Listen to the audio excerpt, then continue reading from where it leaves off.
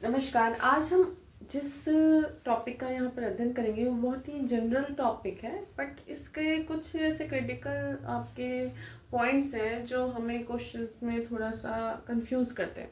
उसको हम आज यहाँ पे समझने का प्रयास करेंगे। तो टीचिंग के अंतर्गत सबसे इम्पॉर्टेंट टॉपिक होता है आपका, वो है संप्रेषण। जनरली हम लोग संप्रेषण या कम्युनिकेशन को समझते हैं कि जो बातचीत होती है, जहाँ हमने किसी को कुछ कहा, ये हमारा संप्रेषण है। पर संप्रेषण के जो अभिन्न अंग है, उनको उनकी जब तक प्रतिपूर्ति नहीं होती तब तक संप्रेषण आपका बिल्कुल संपूर्ण नहीं होता। तो यहाँ पे जब हम बात करते हैं संप्रेषण की, तो संप्रेषण को कुछ चीज़ों की आवश्यकता होती है। जैसे एक आपका जो संदेश प्रदाता है, एक आपका जो संदेश वाहक है, एक माध्यम जिससे वो संदेश देता है, और एक आपका संदेश जो होता है, जो मैसेज आपको देना है। तो ये मुख्य आपके कंपोनेंट होते हैं संप्रेषण के। तो हम यहाँ पर देखने का प्रयास करेंगे कि संप्रेषण क्या है। तो संप्रेषण में एक प्रेषक होता है, सेंडर।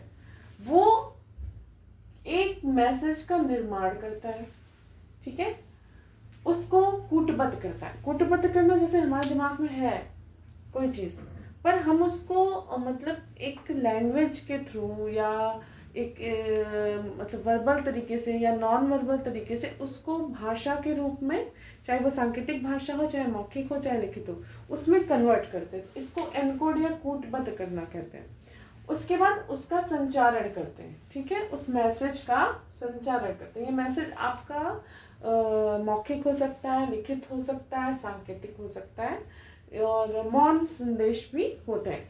तो यहाँ पे इस संदेश को ये एक माध्यम के द्वारा क्या करता है, आपका यहाँ पे प्राप्तकर्ता या रिसीवर जो संदेश ग्रहण करता है, उसको उसके तक पहुंचाया जाता है। माध्यम आपका हो सकता है आप डायरेक्टली एयर के थ्रू, मतलब साउंड के थ्रू, और मतलब विजुअल आपका देखने में, दृश्य माध्यम से, किसी भी माध्यम से आप उसको भेज सकते हैं। इसके बाद ये रिसीवर संदेश प्राप्त कर चुका, लेकिन संप्रेषण यहाँ पे खत्म नहीं होता।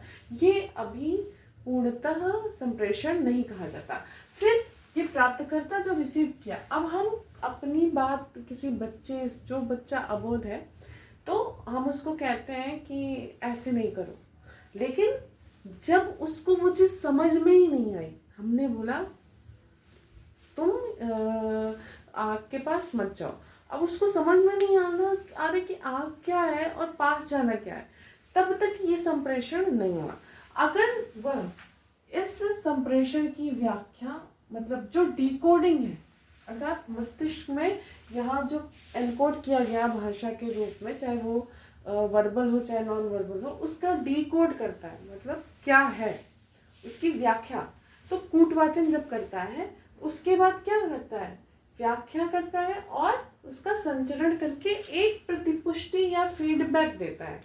तो वो कहते हैं हाँ ठीक है, मैं नहीं जाऊँगा, या सर हिलाता है या नहीं जाता है।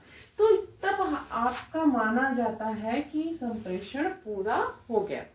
अर्थात यहाँ पर जो बाधा है उसका निस्तारीकरण करके अपने दिए गए संदेश को जो प्राप्त करता है उस तक पहुँचाना, और जिस माध्यम से पहुँच रहा है प्रॉपरली ये देखना, और जो संदेश हमने जिस उद्देश्य से दिया है क्या वही संदेश वो समझा है, इसकी प्रतिपुष्टि प्राप्त करना ही आपका संप्रेषण कहा जाता है।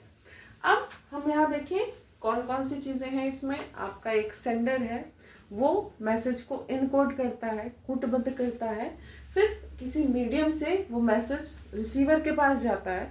रिसीवर क्या करता है, उसको डिकोड करता है, मतलब क्या कहा उस चीज़ की अपने मस्तिष्क में व्याख्या करता है, फिर वो फीडबैक देता है। तो यहाँ पे जब ये फीडबैक उसको प्राप्त हुआ, तब माना जाता है कि संप्रेषण आपका हुआ। तो ये आपका सिंपल वे है संप्रेषण का। अगर जब तक यहाँ से आप एक साइकिल नहीं कंप्लीट करते, तो आपका पूर्ण संप्रेषण नहीं माना जाता। अब हम बात करेंगे कि इसका मॉडल क्या है। मॉडल में बहुत इजी मॉडल है। इसमें मॉडल में होता है व्हाट, हु कौन, व्हाट क्या, हाउ कैसे, और whom किसे। मतलब आप कौन संदेश दे रहा है, तो प्रेषक क्या दे रहा है, मैसेज, और कैसे दे रहा है, मीडियम से, और किसे दे रहा है, एक मतलब जो रिसीवर है। तो ये आपका मॉडल होता है संप्रेषण का। इसके बाद मानव के अनुसार इसका नेटवर्क जो बताया गया है संप्रेषण का, वो 4 प्रकार का आपको बताया गया है। पहला है नियंत्रित आपका नेटवर्क, दूसरा है नवाचार नेटवर्क, तीसरा है समकालिक नेटवर्क, और चौथा है सूचनाप्रद नेटवर्क। ये 4 प्रकार के उन्होंने नेटवर्क दिए। कभी कभी क्वेश्चन आ भी सकता है, हमको जानना चाहिए। तो इसके भी काफी ब्रॉड कंपोनेंट्स हैं, इसकी हम विस्तृत रूप से चर्चा करेंगे। स्तर की बात की जाए कि लेवल्स क्या है, अगर हम संप्रेषण को देते हैं तो उसके लेवल्स जो चले आ रहे हैं कौन से हैं। तो पहले तो परंपरागत जो शुरू से दिया जाता है, जो हमारे प्राचीन रूप से संप्रेषण है, जो फॉर्मली सब कोई यूज करता है, वो आपके संप्रेषण। दूसरा इसके बाद आया खोज परख स्तर। खोज परख में आप इनोवेटिव कोई चीज, मतलब जो व्याख्या नए तरीके से जो आप करते हैं संप्रेषण। इसके बाद आया सहभागी। जब जैसे हम किसी कॉन्सर्ट में या किसी चीज में पार्टिसिपेट करते हैं, तो सहभागी की तरह और अपनी चीजों को, अपनी गुणों को व्याख्या करते हैं। और इसके बाद जो चौथा लेवल है इसका, वो है संघर्षणात्मक।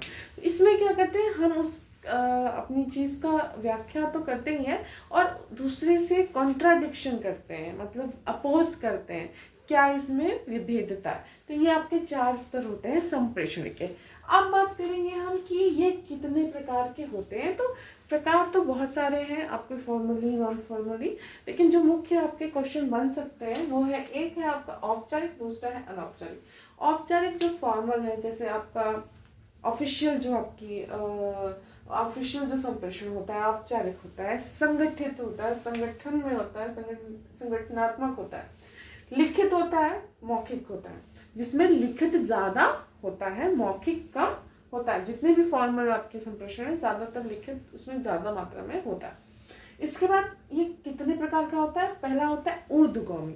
जब हम अधीनस्थ से वरिष्ठ को, जो हमारे सबऑर्डिनेट है, उनसे हम क्या सुपीरियर को संप्रेषण करते हैं, तो ऊपर जा रहा है, तो ये ऊर्ध्वगामी आपका संप्रेषण हो गया। दूसरा क्या हो, अधोगामी।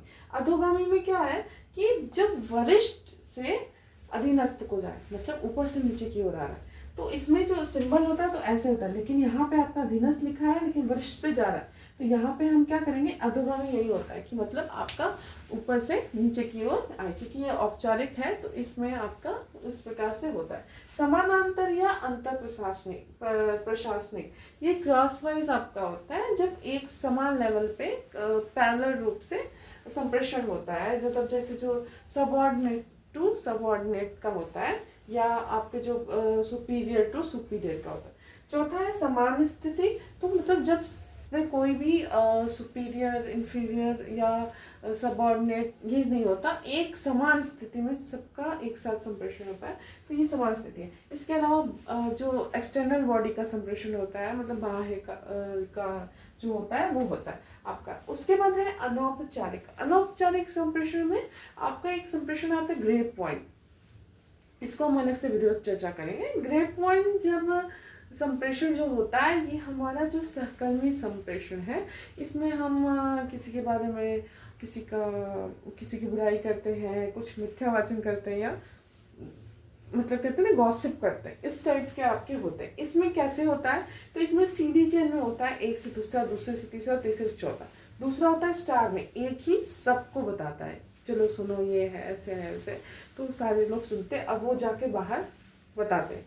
फिर प्रायिकता, प्रोबेबिलिटी, मैंने एक से कहा, दूसरे से कहा, दूसरे ने किसी से नहीं कहा, लेकिन जिससे पहले ने 2 लोगों से कहा, जिस दिन 2 लोगों से कहा उसमें से एक ने अगले से कहा। तो ये आपका प्रायिकता प्रोबेबिलिटी स्टेज होता है। उसके बाद क्लस्टर होता है कि आप किसी से भी कहो और दूसरे से चेन फैलती जाए। संप्रेषण में चेन फैलना ही इम्पॉर्टेंट है कि संप्रेषण आपका कहाँ तक पहुँचा। तो यहाँ पे इतने प्रकार के आपके संप्रेषण मुख्य होते हैं। तो ये आपका संप्रेषण, जिसमें आपका मुख्यतः एक होता है सेंडर, जो एक मैसेज को मीडियम के थ्रू इनकोड करके रिसीवर तक पहुंचाता है। रिसीवर उसको डिकोड करता है और फीडबैक फिर सेंडर को भेजता है कि हाँ, हम समझ गए आपने क्या कहा। तो ये है आपका संप्रेषण, जो महत्वपूर्ण बिंदु है आपके टीचिंग का। धन्यवाद।